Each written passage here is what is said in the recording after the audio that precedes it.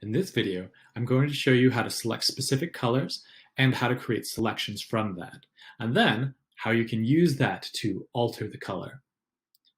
So, in the top bar, one of the very first things that you always want to do is make sure that you're on the right layer and that your layer is functioning in the way that you want it to. I'm on this full picture and I want to change it over to rasterize layer because I want to actually edit and change the pixels. Next, you're going to come up to the top bar and you're going to come to select. Under select, what you're going to choose is color range. What that'll do is it'll bring up a secondary window with a lot of different options. And what you can do is you can scroll over to the side and click on the area that you want to select. Right now, it looks like it's selecting the clouds, but I think I want to select more of the background because I want the sky as part of my design. And you can see that there is a little preview window that shows what is being selected. It's the area that's white and what is not being selected.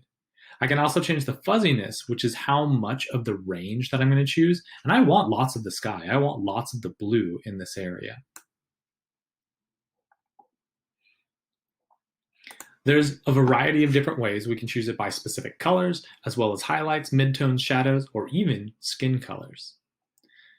Maybe, since what I want is the sky, I'll change it to blue. And you can see that did a pretty good job of getting a lot of it. But it also got a lot in its pants and on the reflections of the trees. But maybe I'm okay with that. I'm going to press OK for now.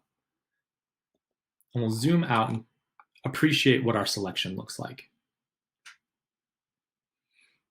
Right now, it looks like only that little corner. But remember, this grabs a whole selection and the range of lights and dark versions of it.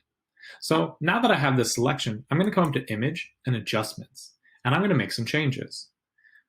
I want to make this a dark, moody, blue kind of sky. Actually, I don't know. Let's play around. We'll see what comes out best. Maybe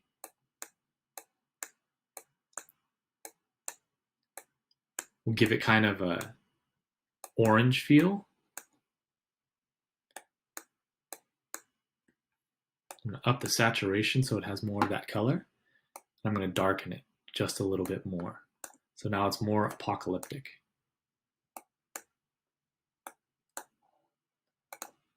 There we go. And you can see that the selection that I've made, since I had it try to collect a lot of those cyan colors, has allowed me to change the colors throughout there. Once I'm done, I'm going to come to Select and Deselect. And I can start selecting other things in here if I want to, or selecting specific range.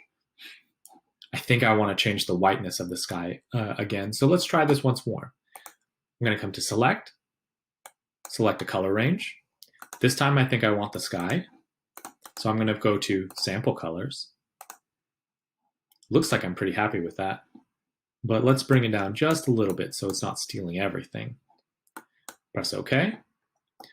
You can see my selection's a little bit more defined here. So we'll come again to Image, Adjustments, and we'll play around with the hue and saturation again because I just like playing with colors. I like this shift into like kind of a pink band. Thought that was kind of neat. Make it too colorful.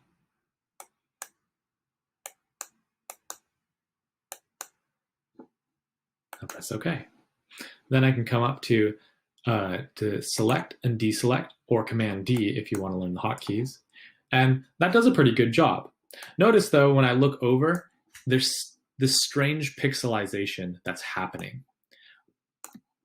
Because again, it's just a computer and it's only guessing at the pixels that are there and trying to create as smooth of a gradient as it possibly can from those pixels. But if the pixels are too different, it didn't want to select it anyways. So while this can make some broad strokes and can make some selections really nice, on closer inspection, sometimes it'll end up a little bit funny and it's kind of strange. So that is using color ranges to create selections and then to change those with adjustments.